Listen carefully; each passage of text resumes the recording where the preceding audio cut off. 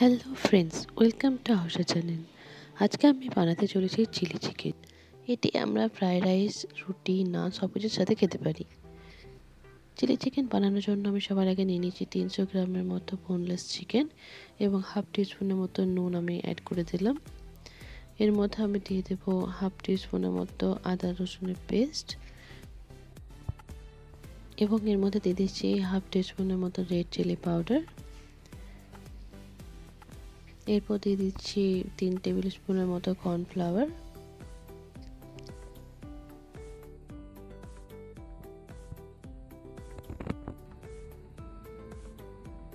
এরপর এর মধ্যে আমি একটা ডিম দিয়ে দিচ্ছি এবং দিয়ে দিচ্ছি 1 টিস্পুনের মতো বেসন। আপনারা চাইলে বেসনটা স্কিপ করতে পারেন। এরপর সবকটি উপকরণ ভালোভাবে খুব মিশিয়ে 15 মিনিটের জন্য আমি রেস্টে রেখে দিচ্ছি। এরপর একটা কড়াই আমি গরম করে তার মধ্যে কিছুটা পরিমাণ রিফাইন তেল দিয়ে দিচ্ছি এবং আমার যে ম্যারিনেট করা চিকেনগুলো আছে সেগুলো এর মধ্যে এক এক করে আমি দিয়ে দিচ্ছি। এক্ষেত্রে গ্যাসের ফ্লেমটা খুব মিডিয়ামে রেখে এক এক করে সব চিকেনগুলোকে দিয়ে ভালোভাবে ছেঁকে নিতে হবে।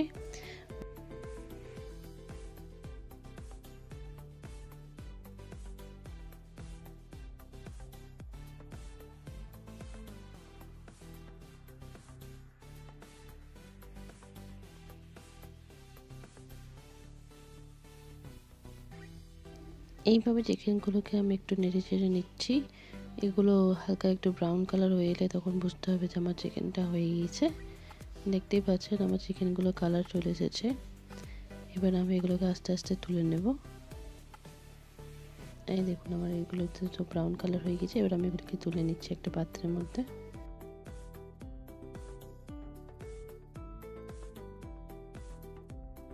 একটা পাত্রের মতো আমি 1 টিস্পুনের মতো কর্নফ্লাওয়ার একটু জল দিয়ে গলে রেখে দিচ্ছি। পকোড়া ছাকা তেলের মধ্যে আমি দিয়ে দিচ্ছি 2টো লঙ্কা কুচি এবং 3টে রসুন কুচি।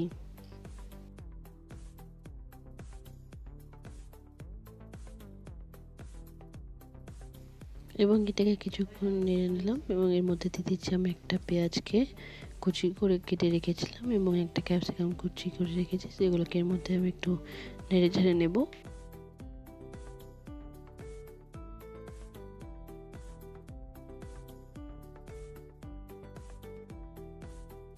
এইভাবে কিছুক্ষণ নেড়ে নেওয়ার পর এর মধ্যে আমি দিয়ে দিচ্ছি একটু নুন, যাতে এটা আমার একটু ভালোভাবে সিদ্ধ হয়।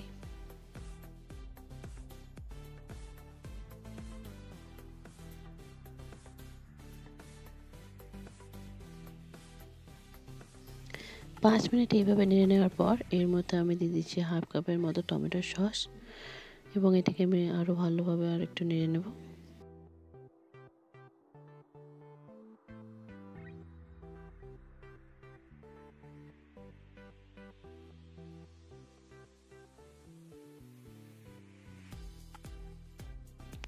এরপর আমি এর মধ্যে কিছুটা জল দিয়ে দিচ্ছি এবং এটাকে ভালোভাবে সিদ্ধ করে নিচ্ছি।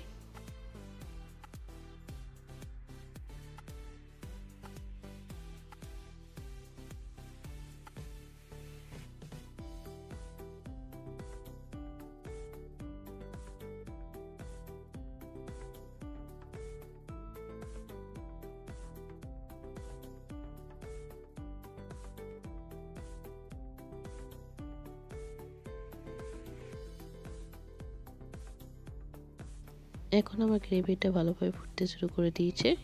এর মধ্যে আমি যে কর্নফ্লাওয়ারটা আগে আমি গুলে রেখেছিলাম সেটা আমি এর মধ্যে অ্যাড করে দেব। কর্নফ্লাওয়ারটা দেওয়ার পর আমার কিন্তু গ্রেভিটা একটু ঘন হবে।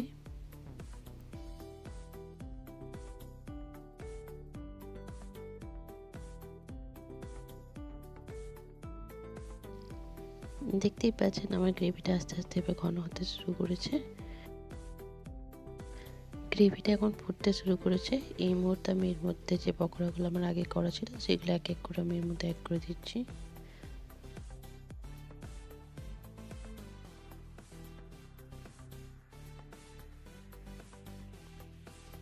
এইভাবে সব পকোড়াগুলো দিয়ে দেওয়ার পর আমি এটাকে আরও একটু ভালোভাবে নেড়ে চেড়ে নেব এবং আমার চিলি চিকেনটা অলমোস্ট রেডি হয়ে এসেছে।